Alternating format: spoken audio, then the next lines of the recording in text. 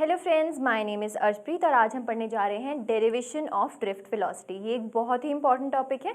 मैंने आपको last video में पढ़ाया था कि इलेक्ट्रॉन्स जो होते हैं वो कर्नल्स के साथ जाके कोलिजन करते हैं। हमने पढ़ा था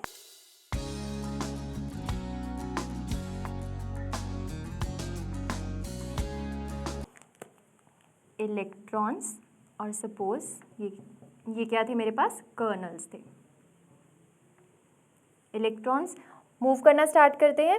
ये सब कंडक्टर के बीच वाली बात हो रही है, मतलब कंडक्टर के बीच में हो रहा है ये सब, ठीक है। इलेक्ट्रॉन्स मूव करना स्टार्ट करते थे, कर्नल आ जाता था रास्ते में, उसके साथ कोलिजन होती थी, वो स्टॉप हो जाता था। यहाँ पर इसकी कुछ वेलोसिटी रहती थी u, that is thermal velocity. उसके बाद क्या होता था, ये दोबारा मूवमेंट स्टार्ट करता था, नेक्स्ट कर्नल आ जाता था, इसके साथ कोलिजन होती थी और फिर स्टॉप कर जाता था। इसके पास इस टाइम पर क्या वेलोसिटी होती थी, v। अब देखिए फ्रेंड्स, जब ये यहाँ इस पॉइंट से इस पॉइंट में मूव कर रहा है, इस टाइम पे इसकी एक्सेलरेशन क्या होगी, कुछ a होगी, राइट। और इसके पास कुछ रिलैक्सेशन टाइम भी होगा। हम एक नई टर्म इंट्रोड्यूस कर रहे हैं, रिलैक्सेशन टाइम। रिलैक्सेशन टाइम को आप ऐसे समझिए कि दो कोलिजन्स के बीच में जो इलेक्ट्रॉन को रेस्ट करने का टाइम मिलता है उसको मैं क्या बोलती हूँ, रिलैक्सेशन टाइम। तो क्या होता है, रिलैक्सेशन टाइम। और इस टाइम पे कुछ मीन फ्री पाथ भी होता है, उसको मैं सिंबल देती हूँ लैम्डा, और ये होता है मीन फ्री पाथ। अब ये तो मैंने एक इलेक्ट्रॉन बना दिया। कंडक्टर्स के बीच में तो ऐसे बहुत सारे इलेक्ट्रॉन्स होते हैं, राइट। अब सपोज ये इलेक्ट्रॉन 1 था, कुछ इलेक्ट्रॉन 2 है। ये 1 2 नहीं लिख सकते हम, सिंपली हम बात करेंगे एक इलेक्ट्रॉन दो इलेक्ट्रॉन। हमारे पास ये इलेक्ट्रॉन्स क्या होते हैं, इनडिस्टिंग्विशेबल पार्टिकल्स होते हैं। हम इनको नंबर नहीं दे सकते कि ये पहला इलेक्ट्रॉन है, ये दूसरा इलेक्ट्रॉन है, सारे सेम होते हैं। तो मैं सिंपल बात करूंगी, ये कोई भी एक इलेक्ट्रॉन है, ये कोई भी दूसरा इलेक्ट्रॉन है, ठीक है। इसने मूवमेंट स्टार्ट करी, ये किसी इस कर्नल के साथ जाकर टकराया, इसकी वेलोसिटी थी u2, इसकी u1 v1 ले लीजिए। उसके बाद ये यहाँ पर आया, दूसरे कर्नल के साथ टकराया, इसकी वेलोसिटी हो गई v2, और इसके पास एक्सेलरेशन क्या रहेगी, सेम रहेगी a, और टॉ क्या हो जाएगा, रिलैक्सेशन टाइम ये 1 1 था तो ये टॉ 2 और लैम्डा 2। ये इसके पास क्या होगा, इसका रिलैक्सेशन टाइम और इसका mean free path, that is lambda 2। अब देखिए फ्रेंड्स, ऐसे बहुत सारे इलेक्ट्रॉन्स रहेंगे हमारे पास कंडक्टर के बीच में, तो इन बहुत सारे इलेक्ट्रॉन्स की हम एक नेट वेलोसिटी निकालेंगे। उसको मैं क्या बोलती हूँ, drift velocity, that is vd क्या रहेगी, v average which is equals to v1 plus v2 so on till vn divided by n। अब मैं क्या मानकर चली हूँ कि इसके पास कितने इलेक्ट्रॉन्स हैं, कुछ n इलेक्ट्रॉन्स हैं, राइट। अब देखिए फ्रेंड्स, हम लॉज ऑफ मोशन पढ़ते हैं, उसमें हमने इक्वेशंस पढ़ी थी मोशन की, राइट। +1 क्लास की बात कर रही हूँ मैं, उसमें हमने पढ़ा था ना, उसमें क्या होता था, v is equals to u plus at।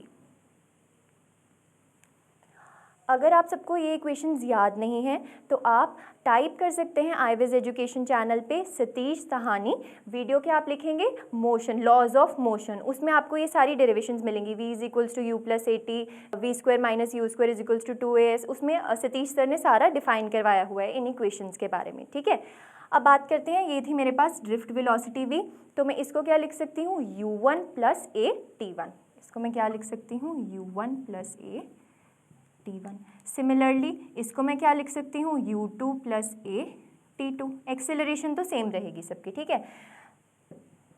So on till un plus a tn divided by n। अब मैं सारे u's को एक साइड ले आऊँगी और a t1 को एक साइड ले जाऊँगी, मीन्स मैं ऐसे लिखूँगी u1 plus u2 till so on un plus a common ले लिया मैंने, t1 plus t2 so on till tn divided by, इसके नीचे भी n और इसके नीचे भी n। अब आप t1 से कंफ्यूज मत होइएगा, यहाँ पे मैंने टॉ1 यूज़ करा है तो आप यहाँ पे टॉ1 यूज़ कीजिए। रिलैक्सेशन टाइम इज टॉ, यहाँ पर भी सारी जगह, क्योंकि हम यहाँ पर नोटेशन क्या लेकर चले हैं रिलैक्सेशन टाइम की, टॉ लेकर चले हैं, ठीक है। तो हम यहाँ पे T1 नहीं लिखेंगे, हम क्या लिखेंगे, τ1।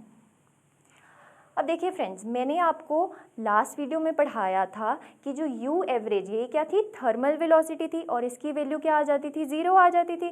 क्यों? क्योंकि इलेक्ट्रॉन्स जो थे कंडक्टर में कैसे मूव करते थे, रैंडम डायरेक्शन में मूव करते थे, उनकी कोई पर्टिकुलर डायरेक्शन नहीं होती थी। तो इसकी वैल्यू क्या आ जाती थी, 0। मीन्स इतना पार्ट मेरे पास क्या आ जाएगा, 0। तो मेरे पास ड्रिफ्ट वेलोसिटी की वैल्यू क्या आ जाएगी, Vd is equals to A τ1 plus τ2 till τn divided by n। अब मैं एक नई टर्म डिफाइन करने जा रही हूँ जिसको मैं बोल लूँगी टॉ एवरेज। टॉ एवरेज से मतलब इन सब का प्लस डिवाइडेड बाय n, इसको मैं क्या बोलूँगी, टॉ एवरेज। अभी टॉ एवरेज की टर्म हमने क्यों इंट्रोड्यूस करी, देखिए फ्रेंड्स, अब एक एक इलेक्ट्रॉन की कोलिजन्स के बीच का रिलैक्सेशन टाइम निकालना बहुत डिफिकल्ट था, ठीक है। रिलैक्सेशन टाइम हम नहीं निकाल सकते, इसका क्या था, इसका क्या था, तो हम क्या ले लेते हैं, एक एवरेज रिलैक्सेशन टाइम ले लेते हैं बिटवीन हर एक कोलिजन के बीच में कितना रिलैक्सेशन टाइम होगा, उसका हम एक एवरेज ले लेंगे। तो हम लिखेंगे Vd is equals to A tau of average. अब हमने ये एक्सप्रेशन निकाल लिया ड्रिफ्ट वेलोसिटी का, इसमें हम सब्स्टिट्यूट करेंगे वैल्यू किसकी, एक्सेलरेशन की। ये मैंने आपको लास्ट वीडियो में एक्सप्रेशन निकलवाया था, acceleration was force by mass, और हमने यहाँ पे फोर्स की वैल्यू क्या डाली थी, -E इंटू ई, और ई क्या था यहाँ पर, electric field, external electric field की वैल्यू थी, और ये थी एक्सेलरेशन, ठीक है फ्रेंड्स। अब यहाँ पे सब्स्टिट्यूट कर दीजिए ये value, that is -E into e by m tau average. तो ये हमारे पास एक्सप्रेशन आ गया ड्रिफ्ट वेलोसिटी का इन टर्म्स ऑफ इलेक्ट्रिक फील्ड। ये बहुत ही इंपॉर्टेंट एक्सप्रेशन है। अब देखिए फ्रेंड्स, हमने चैप्टर 1 एंड चैप्टर 2 में पढ़ लिया अबाउट इलेक्ट्रिक फील्ड, वहाँ पर उसकी बहुत इंपॉर्टेंस थी। अब इस चैप्टर में हम जो भी बात करेंगे, हम किस टर्म्स में बात करेंगे, पोटेंशियल की टर्म्स में। ये कौन सा पोटेंशियल है, जो इस कंडक्टर के अक्रॉस रहता है। सपोज़ ये कोई भी कंडक्टर था और इसके अक्रॉस मैंने ये बैटरी लगाई थी, ये सेम वही है जो मैंने आपको लास्ट वीडियो में पढ़ाया था, ठीक है। अगर इस कंडक्टर की कुछ लेंथ है L, ये V क्या रहता है, बेसिकली पोटेंशियल डिफरेंस रहता है बिटवीन दीज टू एंड्स, ठीक है। एक्चुअल में होना ये डेल V चाहिए था, बट हम इसको सिंप्लिसिटी के लिए क्या लिख लेते हैं, वोल्टेज, यानी कि V लिख लेते हैं। अब मैंने आपको रिलेशनशिप पढ़ाया था between electric field and potential. Relationship क्या था,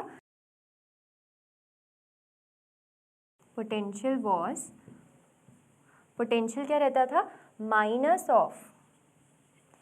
of E dot of del r. Minus क्या यहाँ पे सिंबलाइज करता था कि इलेक्ट्रिक फील्ड की डायरेक्शन में पोटेंशियल क्या होती है, डिक्रीज होती है। क्या होती है, डिक्रीज। तो अब देखिए, इसको डेल V को मैंने आपको बोला कि हम सिंप्लिसिटी के लिए क्या लिख लेंगे, V। अगर मैं सिंपल मैग्नीट्यूड की बात करूँ तो नेगेटिव साइन को भूल जाइए एक बार, और डेल आर क्या रहेगा, ये लेंथ E इंटू एल। तो अब यहाँ पर आप इलेक्ट्रिक फील्ड की वैल्यू सब्स्टिट्यूट कर सकते हैं। इलेक्ट्रिक फील्ड की वैल्यू क्या आ जाएगी, V बाई एल। तो यहाँ पे मेरे पास ड्रिफ्ट वेलोसिटी का एक्सप्रेशन क्या बन जाएगा, -EVml इंटू टॉ एवरेज। जो ये एक्सप्रेशन रहता है, ये बहुत ही इम्पॉर्टेंट एक्सप्रेशन है, इसको आप मेमोराइज कर लीजिए, यानी कि CTM, क्रैम टू मेमोरी, इसको आप रट्टा मार लीजिए। अगर आपसे कोई पूछे ड्रिफ्ट वेलोसिटी का expression in terms of potential क्या रहता है, तो सीधा आप ये एक्सप्रेशन लिख देंगे, और ये बहुत ही इंपॉर्टेंट एक्सप्रेशन रहता है इन टर्म्स ऑफ न्यूमेरिकल ऑल्सो। देखिए फ्रेंड्स, अब हम पढ़ेंगे relationship of current with drift velocity. Current क्या होता है, I, ठीक है। अब मैंने आपको थोड़ी देर पहले एक्सप्रेशन निकलवाया था ड्रिफ्ट वेलोसिटी का, that was Vd is equals to E V tau average m by L. E क्या था यहाँ पे, E था charge of an electron, V क्या था, पोटेंशियल डिफरेंस, टॉ एवरेज क्या था, रिलैक्सेशन टाइम का एवरेज, m क्या था, mass of an electron, L क्या था यहाँ पे, लेंथ ऑफ अ कंडक्टर। देखिए फ्रेंड्स, जब मैंने ड्रिफ्ट वेलोसिटी को in terms of electric field लिखा था तो उस टाइम पर मेरे को पता था कि नेगेटिव का साइन आ रहा है, मींस जिस डायरेक्शन में इलेक्ट्रिक फील्ड जाएगी तो इलेक्ट्रॉन उसके ऑपोजिट डायरेक्शन में जाएगा। बट यहाँ पर क्या होगा, यहाँ पर तो कोई नेगेटिव साइन नहीं आ रहा, यहाँ पर तो मैंने इलेक्ट्रिक फील्ड को रिप्लेस कर दिया पोटेंशियल के साथ। तो अब मुझे डायरेक्शन कैसे पता चलेगी, अब बहुत इंपॉर्टेंट पॉइंट आ रहा है। अब मैं डिस्कस करने जा रही हूँ कि करंट की डायरेक्शन क्या होती है और इलेक्ट्रॉन की डायरेक्शन क्या होती है। देखिए, अगर ये कोई भी कंडक्टर है और इलेक्ट्रिक फील्ड लगी है इस डायरेक्शन में, ठीक है, और ये कोई भी इलेक्ट्रॉन है वो जा रहा है इस डायरेक्शन में, हमेशा इलेक्ट्रॉन के ऊपर ऑपोजिट डायरेक्शन में फोर्स लगता है। अगर इलेक्ट्रिक फील्ड उस डायरेक्शन में जा रही है तो इलेक्ट्रॉन पे फोर्स इस डायरेक्शन में लगेगा। कैसे, ये मैंने आपको लास्ट वीडियो में बताया था, F is equals to minus q into e. तो अब यहाँ से हमें कैसे पता चलेगा इलेक्ट्रॉन की डायरेक्शन क्या रहेगी। आप हमेशा याद रखिए, current always flows from higher potential to lower potential. Current की डायरेक्शन क्या होगी, हमेशा इस साइड, मीन्स करंट जाएगा ऐसे। और इलेक्ट्रॉन की हमेशा डायरेक्शन क्या होती है, opposite to that of a current. Electron की डायरेक्शन क्या रहती है, opposite to current, that is electron moves from lower potential to higher potential. अब हम बात करेंगे relationship of current with drift velocity. देखिए फ्रेंड्स, सपोज ये कोई भी कंडक्टर है, इसके बीच में मैं दो क्रॉस सेक्शनल एरियाज ले रही हूँ। इसको मैंने नाम दे दिया क्रॉस सेक्शनल एरिया A और इसको मैंने नाम दे दिया B। अब इस कंडक्टर के अंदर बहुत सारे इलेक्ट्रॉन्स होंगे, हमें पता है फ्री चार्जेस क्या होते हैं कंडक्टर के अंदर, इलेक्ट्रॉन्स। तो मतलब बहुत सारे इलेक्ट्रॉन्स पड़े हैं यहाँ पे। इस क्रॉस सेक्शनल के अंदर भी बहुत सारे इलेक्ट्रॉन्स पड़े हैं। अब मैं कोई टाइम ले रही हूँ dt, बहुत ही small time, that is dt। और मैं क्या निकालने जा रही हूँ, इतने स्मॉल टाइम dt में कितने इलेक्ट्रॉन्स इस क्रॉस सेक्शनल एरिया से मूव करके इस क्रॉस सेक्शनल एरिया में पहुँच जाएंगे। तो हम ये कैसे निकालेंगे, देखिए फ्रेंड्स, अब जो इलेक्ट्रॉन्स यहाँ से पास हो रहे हैं, राइट, वो सारे जाकर कहाँ जाएंगे, इस एरिया में, दैट इज शेडेड एरिया में। तो अगर मैं इस शेडेड एरिया में निकाल लूँ कि कितने इलेक्ट्रॉन्स प्रेजेंट हैं, तो मुझे पता चल जाएगा कि इस क्रॉस सेक्शन में कितने इलेक्ट्रॉन्स हैं, राइट। तो मैं कैसे निकालूंगी, electrons in the shaded region, electrons in the shaded region is equals to electrons passing through cross sectional 1, cross sectional area 1, मतलब A मीन्स A एरिया से जितने इलेक्ट्रॉन्स पास होंगे वो इस जगह पर आ जाएंगे और dt टाइम पर वही इलेक्ट्रॉन्स मेरे पास यहाँ पर मिल जाएंगे। और अगर अब मुझे फाइंड करना है करंट, तो करंट किसके बेसिस में फाइंड करती थी मैं, करंट का एक्सप्रेशन मैंने आपको बताया था लास्ट वीडियो में, dq/dt, जब इंस्टेंटेनियस करंट होता था। तो मुझे अगर करंट फाइंड करना है तो मुझे अगर टोटल चार्ज dq पता चल जाए तो मैं वहाँ से करंट फाइंड कर सकती हूँ। टोटल चार्ज क्या रहेगा, देखिए dq इज इक्वल्स टू कितने नंबर ऑफ इलेक्ट्रॉन्स हैं इनटू चार्ज ऑन 1 इलेक्ट्रॉन। अब एक बहुत ही इंपॉर्टेंट टर्म है फ्रेंड्स, n, स्मॉल n यहाँ पे क्या रहता है, electrons per unit volume. n यहाँ पे क्या है, इलेक्ट्रॉन्स पर यूनिट वॉल्यूम। तो सिंपली ये यहाँ पे टोटल इलेक्ट्रॉन्स थे, यहाँ पे ये क्या थे, n। सपोज ये मैंने लिखा है n is equals to n/v, तो टोटल नंबर ऑफ इलेक्ट्रॉन्स कितने हो जाएंगे, स्मॉल n इंटू v, ठीक है। तो dq को मैं क्या लिखूँगी, n into v into charge on electron e। अब देखिए v क्या रहता है यहाँ पे, वॉल्यूम। वॉल्यूम को हम लिख सकते हैं एरिया इंटू लेंथ। एरिया क्या रहेगा, जो इस क्रॉस सेक्शनल एरिया का एरिया है, सिंपली मैं इसको मान लेती हूँ कुछ a मान लेती हूँ एरिया, ठीक है। अब लेंथ क्या रहेगी, लेंथ क्या रहेगी, ये पोर्शन में जितनी लेंथ होगी। अब आपको सिंपली पता है distance is equals to speed into time, distance is equals to speed into time. तो डिस्टेंस क्या हो जाएगा मेरे पास, लेंथ ही तो है ना, ये रीजन में मेरे पास जितना डिस्टेंस कवर किया मींस इतनी लेंथ है मेरे पास। स्पीड क्या रहेगी, स्पीड हम इलेक्ट्रॉन्स के टर्म में किस में बात करते हैं, वी की टर्म्स में, मींस ड्रिफ्ट वेलोसिटी। और टी क्या रहेगा यहाँ पे, डी टी, ये जो स्मॉल टाइम पीरियड है। तो इसको मैं कैसे लिखूँगी, n into v d into d t into area into e.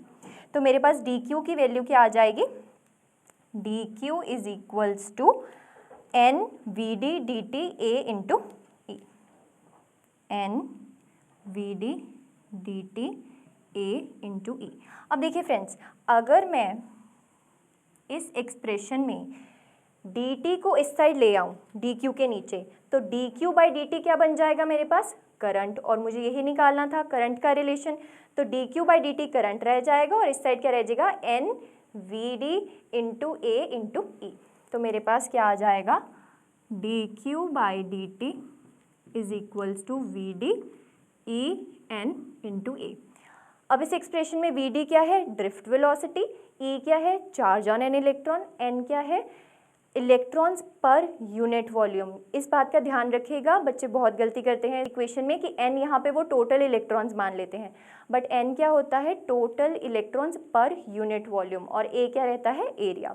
तो यहाँ से मुझे क्या पता चल गया कि करंट इज इक्वल्स टू, इसको आपको याद कैसे रखना है करंट का expression, current is equals to Veena, simple, current is equals to Veena, ये नाम तो आप सबको याद रह सकता है। तो मैं सिंपली लिखूंगी current is equals to Veena, और ये एक्सप्रेशन बहुत ही इंपॉर्टेंट है, आप इसको न्यूमेरिकल्स में भी यूज़ करेंगे इस एक्सप्रेशन को, ठीक है। तो मेरे पास सिंपली करंट की डिपेंडेंस किस पे आ गई, ड्रिफ्ट वेलोसिटी पे, और यही हमारा टॉपिक था, relationship of current with drift velocity. इसी के साथ हमारी आज की वीडियो होती है फिनिश। हम नेक्स्ट वीडियो में पढ़ेंगे about electric resistance. Till then keep revising and enjoy physics.